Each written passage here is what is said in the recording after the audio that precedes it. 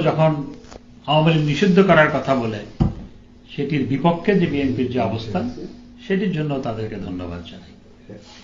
এবং একই সাথে আজকে যখন মুক্তিযুদ্ধকে অস্বীকার করার অপচেষ্টা হচ্ছে সেটির বিরুদ্ধেও বিএনপি অবস্থান নিয়েছে, সেজন্য তাদের ধন্যবাদ জানাই। তো সারা দেশে আমাদের নেতাকর্মীদের বিরুদ্ধে তাদের নেতাকর্মীরা যে কাজগুলো করেছে এখনো করে যাচ্ছে সেটি অবশ্যই বিএনপিকে দমন করতে হবে, এটি কখনো কাম্য নয়। আমি বিভিন্ন মিডিয়ার সাক্ষাৎকারে আমাকে অনেকে জিজ্ঞেস করেছে যে আপনারা কি প্রয়োজন হলে বিএনপি যদি বলে আপনারা যদি প্রয়োজন হলে গণতন্ত্রের জন্য একসাথে কাজ করবেন কিনা।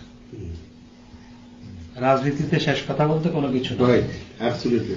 আমরা গণতন্ত্র রক্ষার জন্য আমরা যে কোনো গণতান্ত্রিক রাজনৈতিক দলের সাথে আমরা কাজ করতে আগ্রহী। আমরা 2006 সালে আন্দোলন করে বিএনপির বিরুদ্ধে আন্দোলন করেছিলাম। 2006 সালে আন্দোলন করে বিএনপিকে ক্ষমতা থেকে বিদায় নিতে হয়েছিল। এক বছর পর 2007 সালে আমরা বিএনপি সহ একত্রিত হয়ে তৎকালীন